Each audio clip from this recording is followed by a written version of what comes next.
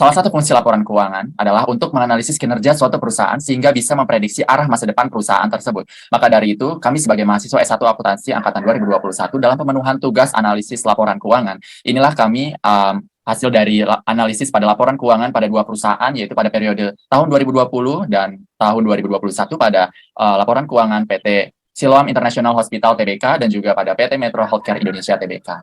Dan inilah laporan kami. Assalamualaikum warahmatullahi wabarakatuh. Dengan saya Febriansyah Dwi Saputra, dan kemudian ada Nibanda Dewanti, kemudian ada Evi Mariana Sari, kemudian ada Salsabila Indah Arti, kemudian yang terakhir kami ada Nabila Delviana. Dan berikut adalah mengenai apa yang akan kami bahas pada kali ini. Yaitu yang pertama mengenai profil dari entitas, kemudian yang kedua overview kinerja keuangan, dan yang ketiga ada implementasi PSAK yang terdapat dalam laporan keuangan, dan yang kemudian kami akan memberikan kesimpulan, dan kelima akan ada tilikan, dan yang terakhir ada bagian referensi. Kemudian masuk kepada bagian pembahasan profil entitas akan dibahas oleh Evi Mariana Sari. Dipersilakan. Baik, terima kasih. Langsung saja pada profil PT Siloam International Hospital Tbk. Merupakan PT yang bergerak pada bidang kesehatan manusia atau perumahan didirikan pada 27 Agustus 1996 dengan kode saham SILO. Perusahaan ini bermodal dasar sebesar 400 miliar dengan tanggal pencatatan sahamnya pada 12 September 2013. Dan jika kita lihat dari website resmi perusahaan, PT Siloam ini memiliki banyak sekali entitas anaknya, di mana pada PPT dapat kita lihat beberapa entitas anak dari PT Siloam ini. Yang pertama ada PT Balikpapan Damai Husada, PT Siloam Emergency Service, PT Bina Bahtera Sejati, PTS Jakarta Medika, dan PT Berlian Cahaya Indah. Ke profil perusahaan selanjutnya, dapat kita lihat di PPT, PT ini bergerak pada bidang layanan kesehatan, didirikan pada 7 Oktober 2015 dengan berkode saham CARE. 13 Maret 2020 merupakan tanggal pencatatan saham perusahaan ini. Kemudian perusahaan ini bermodal dasar Rp 9 triliun 300 miliar dengan entitas anak yang dapat kita lihat di PPT ada PT Metro Global Medica, PT Metro Healthcare Technologies, PT Mitra Adika Buana, PT Indah Nusa Indonesia, dan PT Putra Utama Moya. Kemudian masuk ke topik pembahasan 2 mengenai overview kinerja keuangan terdiri dari 3 rasio. Ada rasio profitabilitas, rasio solvabilitas, dan yang terakhir rasio likuiditas. Yang selanjutnya akan dijelaskan oleh Febriansyah.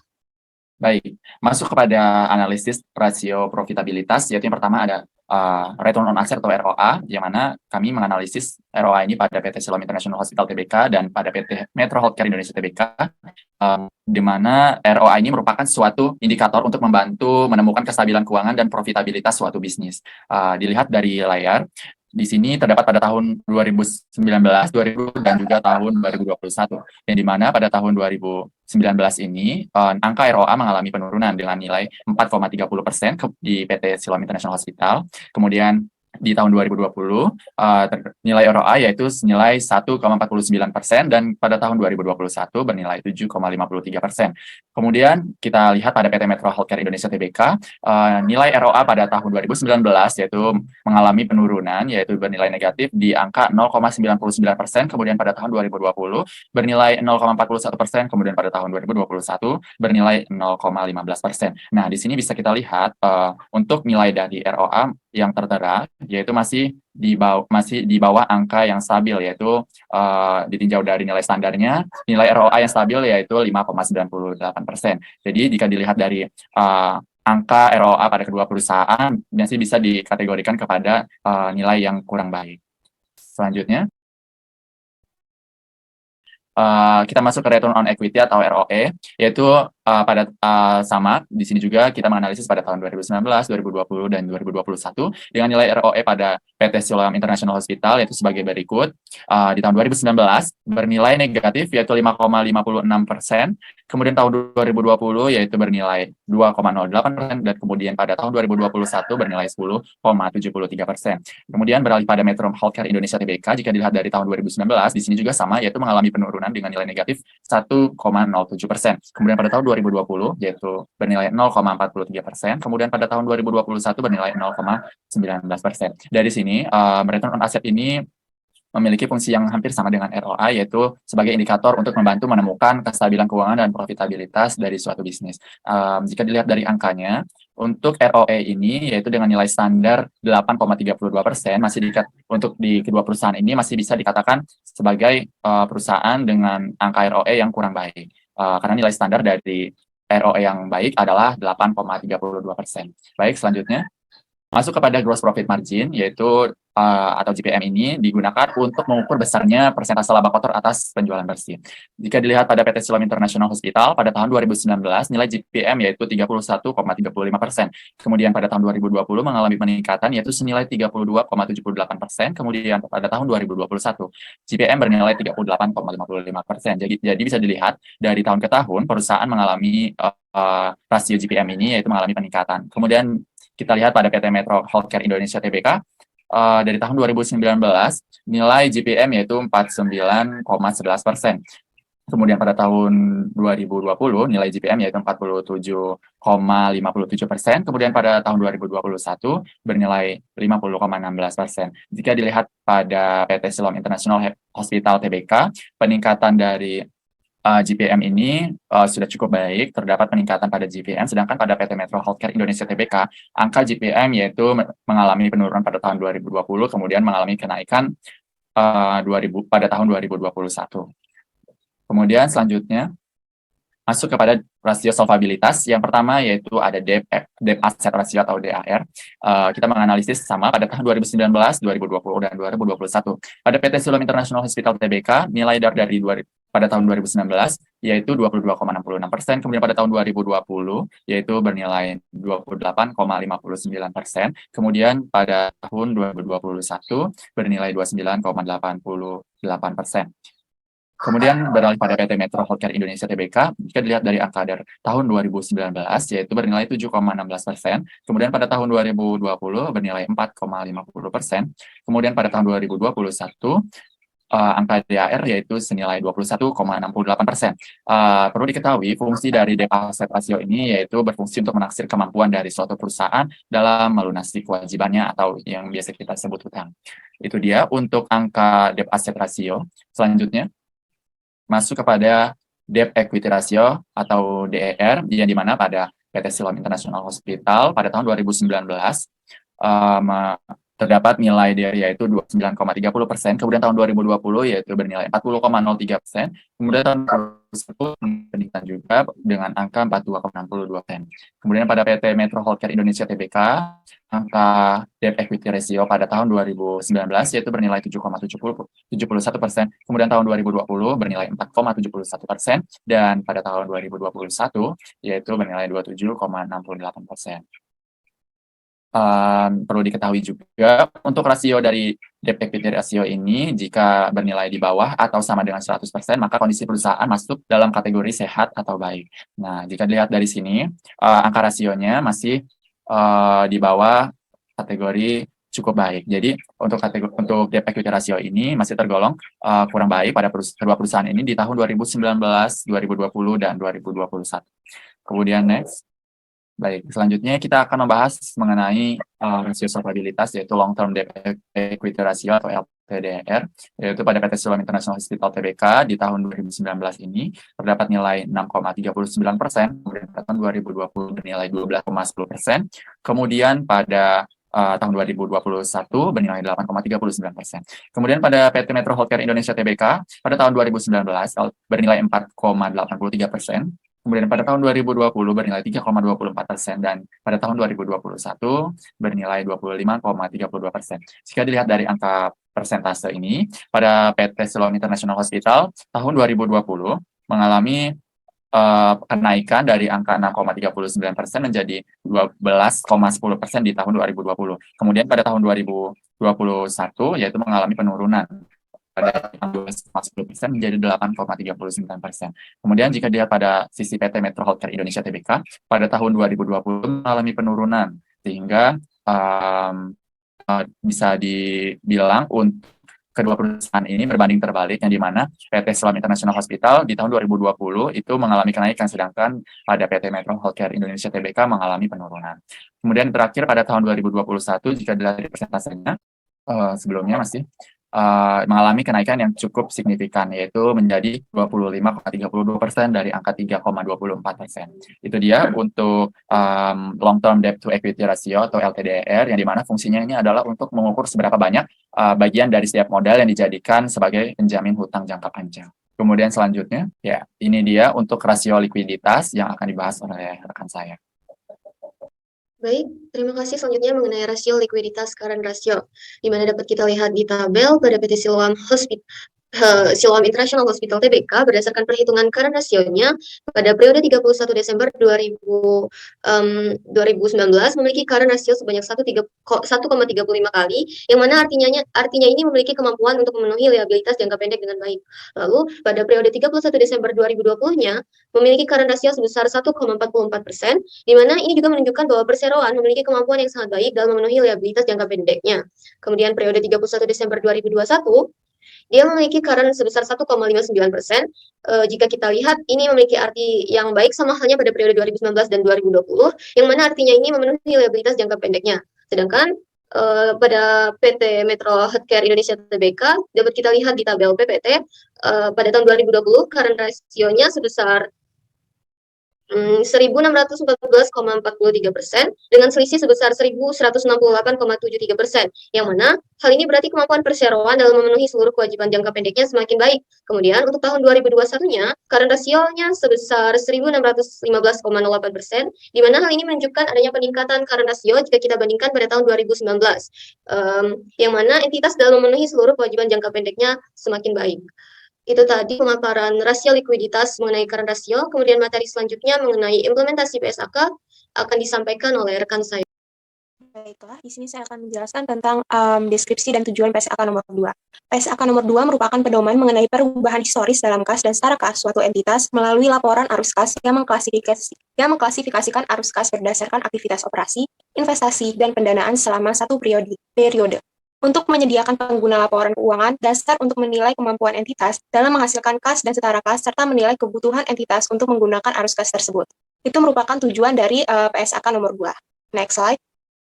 Adapun ruang lingkup dan substansi PSAK nomor 2, yang pertama adalah aktivitas operasi, aktivitas investasi, aktivitas pendanaan, terus mata uang asing, bunga dan dividen, pajak penghasilan, perubahan kepemilikan dalam entitas anak dan unit bisnis lain, transaksi non-kas, perubahan pada liabilitas yang timbul dari aktivitas pendanaan, komponen kas dan setara kas, dan pengungkapan lain. Next slide. Berikut analisis implementasi PSAK nomor 2 PT Siloam International Hospital Tbk. Dalam penyajian laporan arus kas konsolidasian pada PT Siloam International Hospital disajikan dengan metode langsung atau metode direct dengan mengelompokkan arus kas ke dalam aktivitas operasi, investasi, dan pendanaan. Metode langsung merupakan metode yang paling sederhana yang dapat dijangkau oleh seluruh pihak yang berkepentingan terhadap laporan keuangan, baik pihak internal maupun eksternal. Metode ini menunjukkan arus kas yang sangat jelas, baik arus kas masuk maupun keluar sesuai dengan PT Siloam International Hospital yang termasuk perusahaan besar healthcare dengan kegiatan operasi yang luas. Dalam hal ini, penyusunan laporan arus kas dan metode langsung sudah sangat sesuai dengan kondisi perusahaan ini.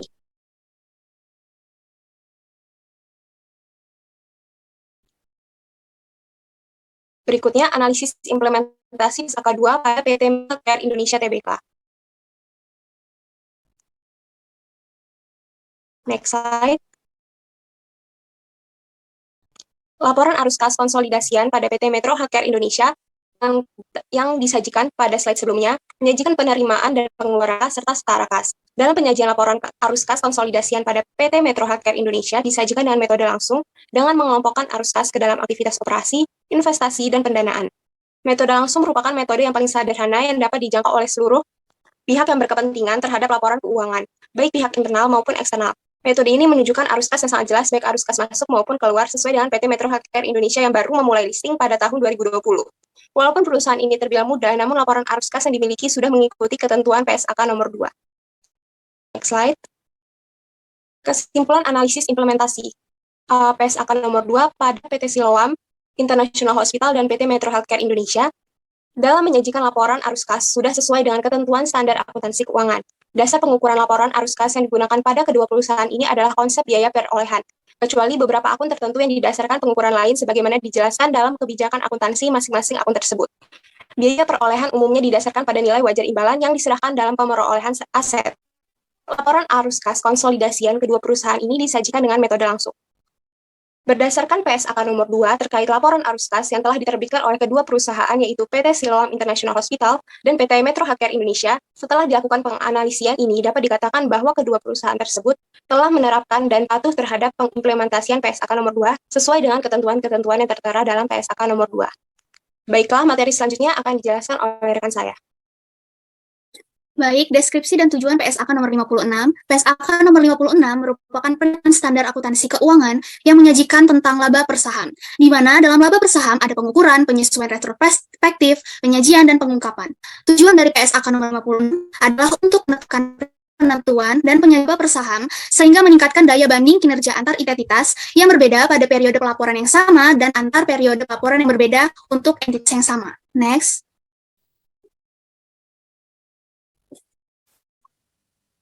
Ruang lingkup dan isi substansi PSAK nomor 56. Di ruang lingkup, laporan keuangan individual entitas dan laporan keuangan konsolidasian suatu kelompok usaha dengan entitas induk yang memiliki saham biasa atau instrumen berpotensi saham biasa yang diperdagangkan di pasar publik. Telah mengajukan pernyataan pendaftaran atau dalam proses pengajuan pernyataan pendaftaran pada regulator pasar modal atau regulator lainnya. Lalu dalam substansi memiliki pengukuran. Dalam pengukuran terdapat laba per saham dasar dan dilusian. Lalu ada penyesuaian retrospektif, penyajian, dan pengungkapan. Next. Selanjutnya analisis implementasi PSAK nomor 56 pada PT Siloam International Hospital Tbk. Bisa dilihat di laporan keuangan yang ada di PPT, pada PPT Siloam International Hospital Tbk ini laba per saham terbagi menjadi dua, yaitu laba per saham dasar dan laba per saham dilusian.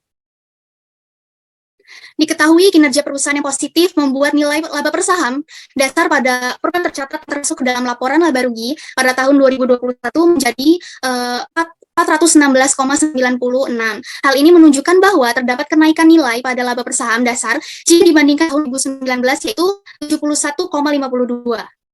Pada tahun 2021, perusahaan telah menyesuaikan laba rugi yang diatribusikan kepada pemegang saham biasa, entitas induk, dan jumlah rata-rata tertimbang saham yang beredar. Atas dampak dari seluruh instrumen berpotensi saham biasa yang bersifat dilutif, sehingga laba per saham dilusian pada tahun 2021 yang tercatat sejumlah 416,13 ini lain halnya pada tahun 2020, di mana entitas tidak memiliki efek berpotensi saham yang bersifat dilutif, dan tidak ada dampak dilusian pada perhitungan laba per saham, sehingga tidak dimasukkan dalam perhitungan laba per saham dilusian, karena instrumen tersebut bersifat anti-dilutif untuk periode sajian. Hal ini dapat ditegaskan menjadi pernyataan bahwa laba per saham dilusian dapat dihitung ketika entitas memiliki efek dilutif. Lalu dari informasi di atas, entitas mengungkapkan pada tahun 2021, laba per saham yang dapat diatribusikan kepada pemilik entitas, induk sebesar 674,117 dapat dilihat dari nilai ini memiliki selisih 557,954 yang jauh lebih tinggi dibandingkan dengan tahun 2020 yaitu 116,163. Next. Analisis implementasi PSAK nomor 56 pada Metro Healthcare Indonesia Tbk. Berdasarkan PSAK nomor 56, tujuan dari adanya PSAK ini untuk menerapkan prinsip penentuan dan penyajian laba per saham, sehingga meningkatkan daya banding kinerja atas entitas yang berbeda pada periode laporan yang sama dan antar periode laporan yang berbeda untuk entitas yang sama. Next.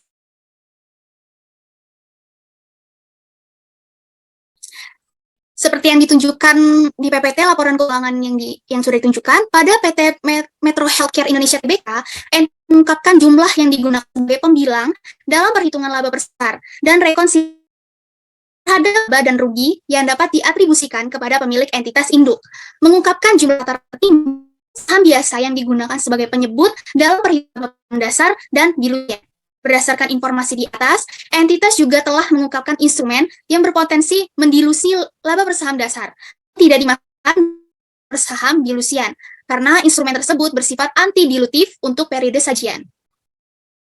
Lalu, pada laporan laba rugi dan catatan atas laporan keuangan konsolidasian PT Metro Health Indonesia Tbk, entitas telah menyajikan pos laba saham untuk periode 2021 dan 2020, yang mana laba tahun berjalan per saham perseroan pada tahun 2021 mengalami penurunan sebesar 63,9%, besar 0,507 per lembar sahamnya, menjadi 0,183 per lembar saham. Kondisi ini tentunya mempengaruhi laba per saham yang dapat diatribusikan kepada pemilik entitas induk. Dari informasi di atas, entitas mengungkapkan pada tahun 2021, laba tahun berjalan yang dapat diatribusikan kepada pemilik entitas induk yang sebesar 6.099.193.871. Nilai ini jauh lebih rendah dibandingkan dengan tahun 2020, yaitu 14.312.842.564.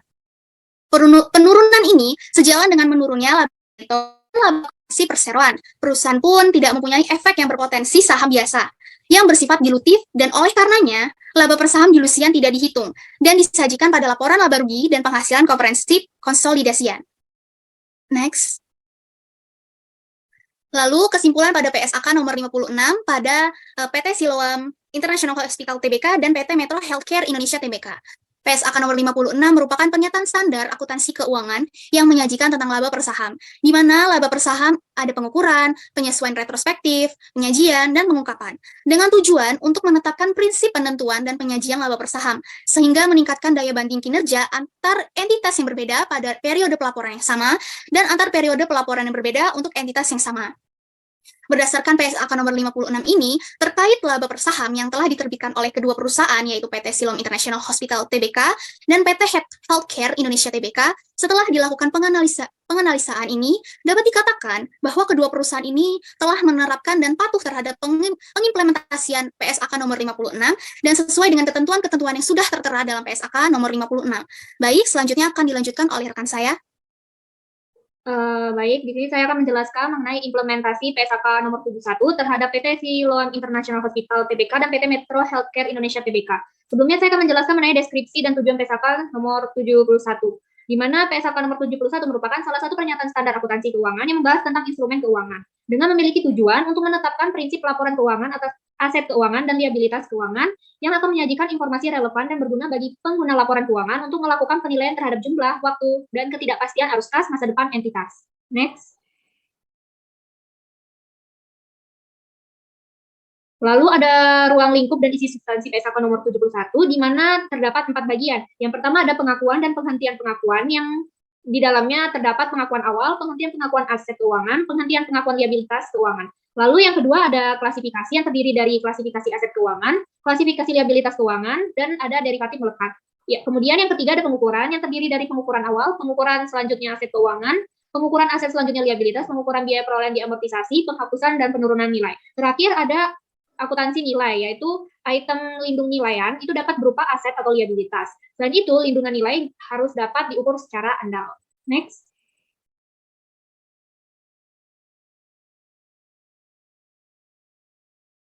Kemudian mengenai analisis implementasi PSAK 71 pada PT Siloam International Hospital Tbk.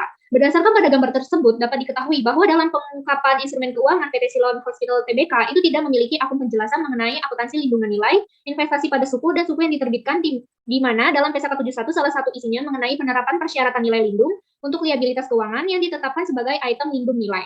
Tetapi jika sebagaimana persyaratan yang berlaku dalam PSAK 71 itu boleh untuk tidak diungkapkan secara detail. Next. Untuk PT Siloam Hospital Tbk ini akan mengakui aset keuangan atau liabilitas keuangan dalam laporan posisi keuangan jika dan hanya jika menjadi salah satu pihak dalam ketentuan pada kontrak instrumen tersebut, di mana pada saat pengukuran awal aset keuangan atau liabilitas keuangan PT Siloam Hospital Tbk itu mengukur pada nilai wajarnya. Seperti pada gambar yang tertera dalam PPT tersebut, pada 31 Desember 2021 dan 2020, manajemen PT Siloam International Hospital Tbk itu memperkirakan bahwa nilai tercatat aset lancar dan liabilitas keuangan jangka pendek dan yang jatuh temponya tidak ditentukan telah mencerminkan nilai wajarnya. Seperti yang diketahui pada tahun 2021, PT Siloam International Hospital Tbk itu memiliki hasil keuangan dengan estimasi nilai wajarnya sebesar Rp3.237.070 dan untuk liabilitas keuangannya sebesar Rp2.283.787. Sedangkan pada tahun 2020 itu memiliki estimasi nilai wajar untuk aset keuangannya sebesar Rp2.174.000 dan untuk liabilitas keuangannya sebesar Rp2.038.925.000. Dalam pengukuran nilai wajarnya, di sini nilai wajar aset dan liabilitas keuangan diestimasi untuk keperluan pengakuan dan pengukuran atau untuk keperluan pengungkapan. Next. Mengenai perhitungan suku bunga efektif, entitas mengestimasi arus kas dengan mempertimbangkan seluruh persyaratan kontraktual dalam instrumen keuangan, seperti pelunasan dipercepat, opsi beli, dan opsi serupa lainnya. Tetapi tidak mempertimbangkan kerugian kredit masa depan di mana perhitungan ini mencakup seluruh komisi dan bentuk lain yang dibayarkan atau diterima oleh pihak-pihak dalam kontrak yang merupakan bagian tak terpisahkan dari suku bunga efektif, biaya transaksi, dan seluruh premium atau diskonto lainnya. Selain itu, PT Siloam International Tbk ini mengakui penyisian kerugian untuk aset keuangan yang diukur pada biaya perolehan diamortisasi, di mana pada setiap tanggal pelaporan entitas mengukur penyisihan kerugian instrumen keuangan sejumlah kerugian ekspektasian sepanjang umurnya, jika resiko kredit atas instrumen keuangan tersebut telah meningkat secara signifikan sejak pengakuan awal. Dalam gambar tersebut dijelaskan mengenai di mana tingkat suku bunga kontraktual dan jangka waktu yang berlaku untuk deposito berjangka pada PT Siloam Hospital Tbk itu diketahui pada tahun 2021 itu suku bunga kontraktual per tahunnya sebesar 2,50% hingga 5,40%, sedangkan tahun 2020 itu sebesar 3,15% sampai 8,25%, di mana itu mencerminkan tidak terdapat saldo kas dan setara kas yang dijamin dan dibatasi penggunaannya. Next. Lalu analisis implementasi P171 pada PT Metro Healthcare Indonesia Tbk. Berdasarkan pada ketiga gambar tersebut dapat dikatakan bahwa PT Metro Healthcare Indonesia Tbk sudah melakukan pengungkapan akun sesuai dengan OJK dan PSAK nomor 71 itu mengenai instrumen keuangan, di mana dalam pengungkapan instrumen keuangan selain sukuk itu dibuatkan akunnya. Namun untuk penjelasan rincinya belum dipaparkan secara lengkap. Selain itu, untuk pengukuran nilai wajar instrumen keuangan yang harus diungkapkan telah dibuat untuk akunnya pada laporan keuangan PT Metro Healthcare Indonesia Tbk. Akan tetapi untuk rugi neto dari instrumen keuangan yang diakui pada nilai wajar itu tidak ada akunnya atau tidak dijelaskan secara rinci pada laporan keuangan PT Metro Healthcare Indonesia. Meskipun begitu, PT Metro Healthcare Indonesia Tbk sudah memenuhi syarat dalam pengungkapan sehingga sesuai dengan PSAK 71 yang berlaku. Next. Untuk pengakuan awal entitas, dalam mengukur aset keuangan pada nilai wajarnya itu ditambah dengan biaya transaksi. Pada gambar dalam PPT tersebut yaitu mengenai aset dan liabilitas keuangan ini menunjukkan bahwa pada tanggal 31 Desember 2021 dan 2020 nilai tercatat dari instrumen keuangan entitas telah mendekati nilai wajarnya, di mana pada tahun 2021 memiliki aset keuangan dengan estimasi nilai wajarnya sebesar 1.245.258.459.044 rupiah. Dan untuk liabilitas keuangannya sebesar 893.757.758.388 rupiah.